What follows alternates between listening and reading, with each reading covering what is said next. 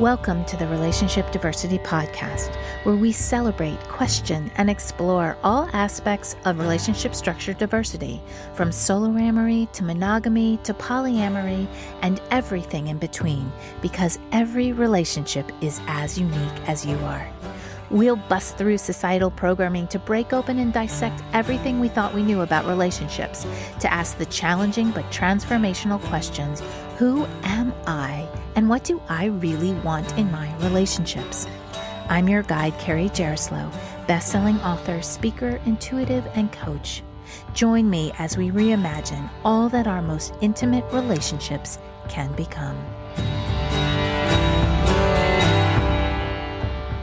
When I was a little girl, my favorite fairy tale was Cinderella. One of my earliest memories is lying on my bed holding a small porcelain figurine of the radiant princess. She was the Cinderella that was dressed in a flowy, shimmering dress, her golden hair tied up in a neat, high bun with a sparkling crown on her head, a smile as bright as that crown, and twinkly blue eyes. She was in love, and it was clear to me, as a wide-eyed, innocent young dreamer, that this was because she had met her Prince Charming.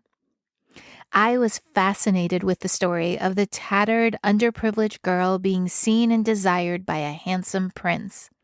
Although there were trials and tribulations in their story, in the end, she had escaped her evil stepsisters, was chosen by her man, and they rode off into the sunset in unparalleled joy. That's where the story ends, and you never get to see what happens after that. As a little girl, I was left with the programming that she fell in love and lived happily ever after. Not only that, but I was also filled with such deep desire that was what I wanted, because it would make me the happiest. It would be my dream come true. This was and still is how so many children are programmed to think and feel. All I have to do is meet that one person, be chosen, and everything will be great from then on. There are so many aspects of this story that are quite damaging because it's so far from reality. And it sets us up with unrealistic expectations about ideas such as what makes a person's life happy and what a joyful, successful relationship should look like. The happily ever after narrative is ingrained so deeply into our subconscious that the desire to be independent and alone, especially as a woman, is often frowned upon. Perhaps the people affected the most by these kinds of biased statements are those who choose soloamory, the relationship structure where one makes the conscious and intentional choice to be single. They choose for one reason or another to focus on the relationship they have with themselves, and they make this the priority. People choose this relationship structure for many different reasons. Sometimes it's a lifelong decision, and sometimes it's a temporary choice.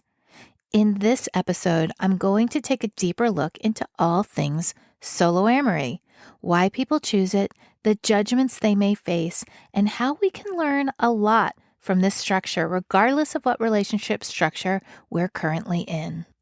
I invite you to stay curious.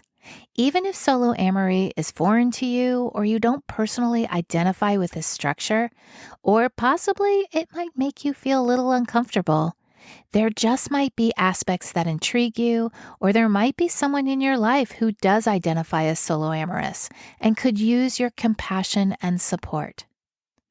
So let's first explore some reasons why people choose soloamory and why they might find this structure deeply fulfilling.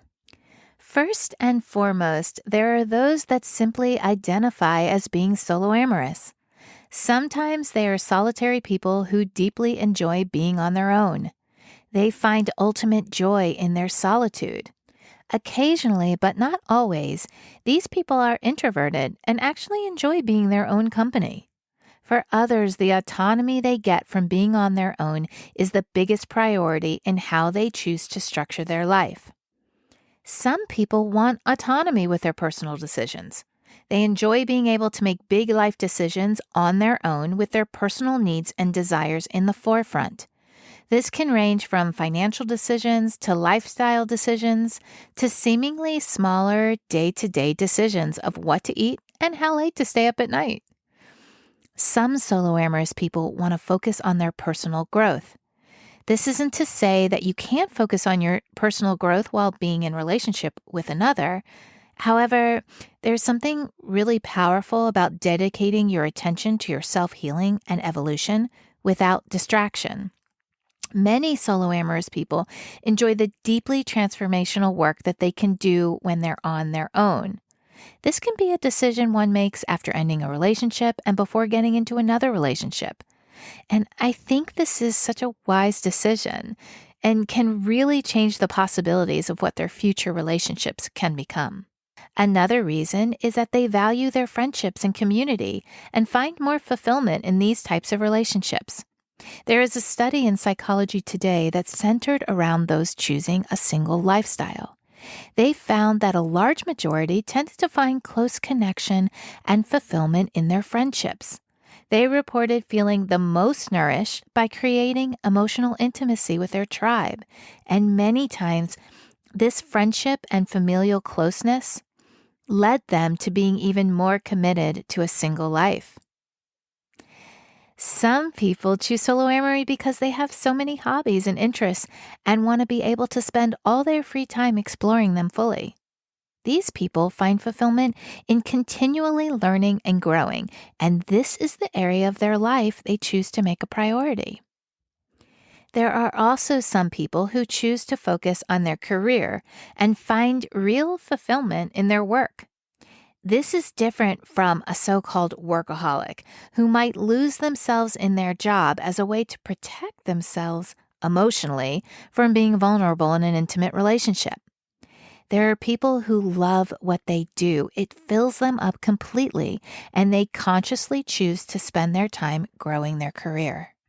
Soloamory is best expressed and lived when coming from the healed expression of all that I just spoke about. However, when choosing to be single from a wounded perspective, in other words, with your past wounds as the excuse, from a space of protection and emotional safety, like my example of the workaholic, soloamory can be hiding what you truly want in your life. It can block your self-growth, healing, and evolution. The wounded expression of soloamory says, I don't want to be hurt emotionally, and I feel safer alone. While I find that this may be where the choice to go into a soloamorous structure begins, it's important to ask yourself if you are alone because you really want to be, or if it's because it's keeping you safe. Is it keeping you from what you really desire, a connection with another person or people? Before my first marriage, I didn't want to be alone. I craved a relationship, a partnership, to share my life with someone. After my divorce, I wanted to be alone. I knew that if I didn't spend time on my own to understand why I kept repeating the same relationship experiences over and over again, it would never change. The energy of those two scenarios is very different, and ultimately, neither of them is wrong or bad. I just want to encourage you to explore your deepest desires with the hope of understanding what you truly want. This will get you one step closer to designing your own unique, fulfilling relationship. If you find that choosing soloamory because you're doing your inner work and it's the ultimate truth of who you are, I am so happy for you. It takes courage to live life on your terms, even if society says something different.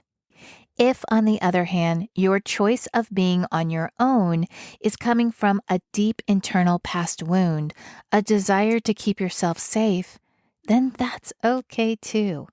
Acknowledgement is the first step.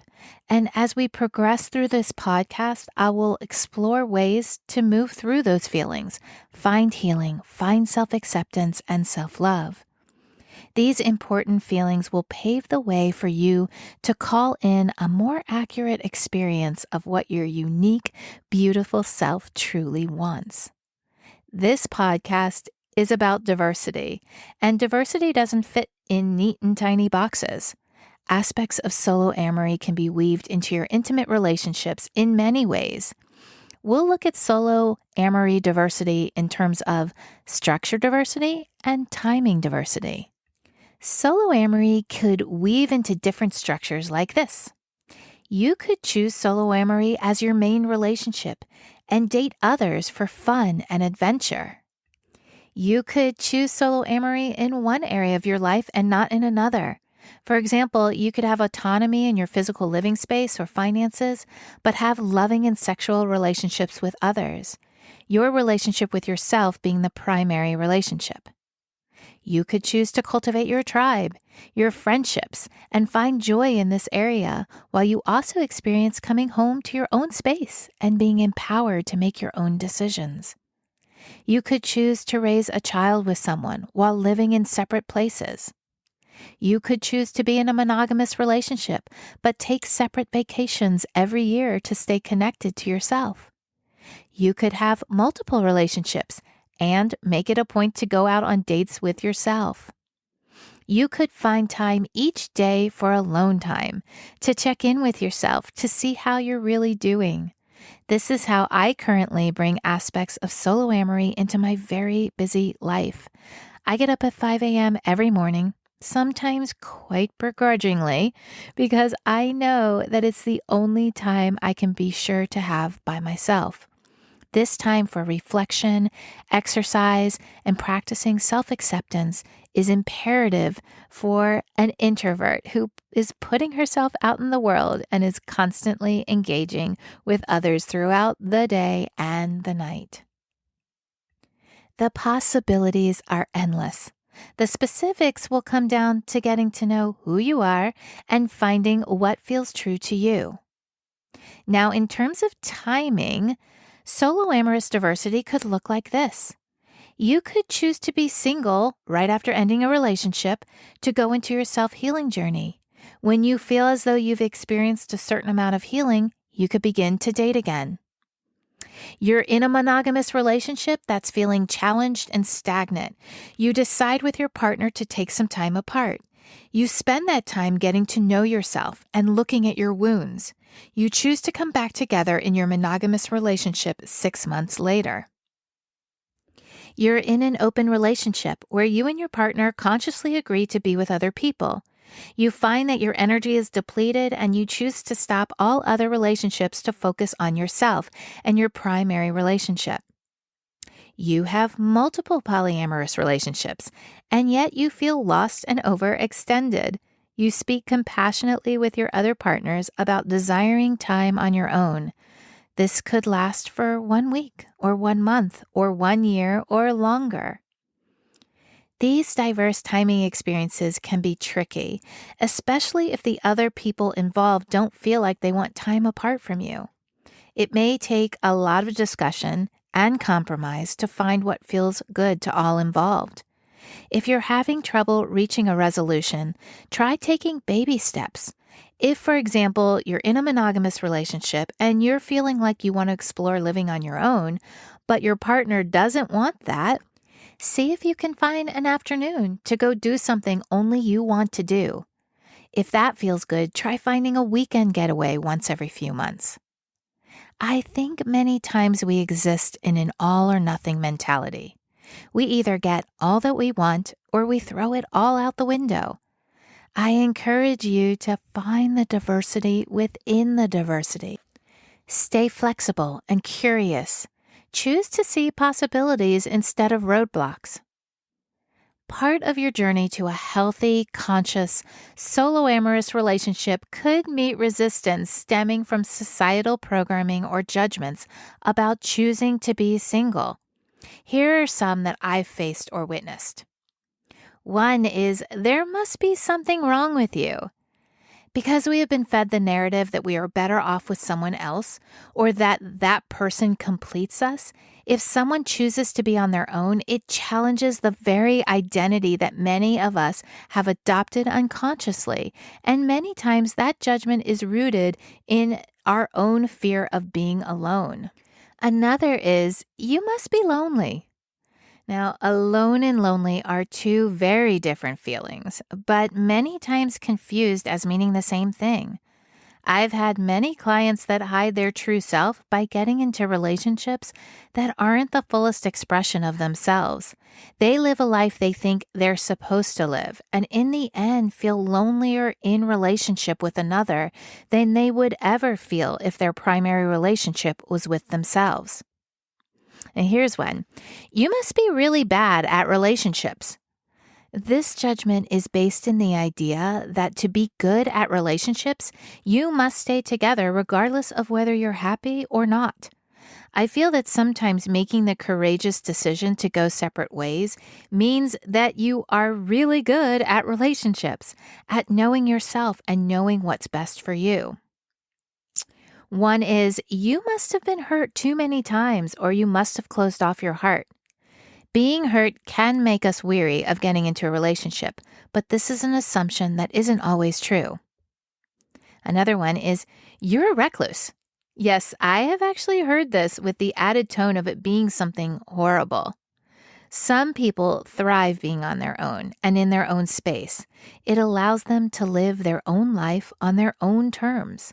On the other hand, it's important to recognize that many people who choose to be single have very intimate, close connections with friends and family. And the last one is, you couldn't possibly have chosen to be alone. Yes, some people choose this lifestyle consciously and intentionally. These are damaging beliefs that have created a culture that is ultimately scared to be by themselves. With constant stimulation, we're forgetting how to be with ourselves, and this is perhaps the most transformational lesson we can learn from people who choose this relationship structure. Let's come together to release the shame around wanting to be alone. There's great value in choosing this for a month, a year, or a lifetime, or even in the context of other relationship structures. We are the first people we wake up with in the morning and the last we go to sleep with at night.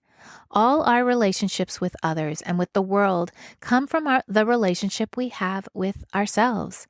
When we learn to love, accept, and find joy in our own company, all our relationships will benefit and will be greatly enhanced. So I'll ask you, what can you learn from a solo-amorous structure? Are you able to spend time with yourself? Is this a joyful time, or do you resist it? If you resist it, what is something that you love to do for only you? If you don't have answers, let this be your exploration. Although it may be uncomfortable in the beginning, if you begin exploring, you begin the ever-evolving journey of self-acceptance and self-love. And that is the foundation of designing your very own fulfilling, unique relationships. Until next time, stay curious. Thank you for listening to the Relationship Diversity Podcast. Want to learn more about relationship diversity? I've got a free guide I'd love to send you. Go to www.relationshipdiversitypodcast.com to get yours sent right to you. If you liked what you heard, please subscribe to the podcast. You being here and participating in the conversation about relationship diversity is what helps us create a space of inclusivity and acceptance together. The more comfortable and normal it is to acknowledge the vast and varied relating we all do, the faster we'll shift to a paradigm of conscious, intentional, and diverse relationships. New episodes are released every Tuesday and Thursday. Stay connected with me through my website, carriejaroslow.com, Instagram, and TikTok. Stay curious. Every relationship is as unique as you are.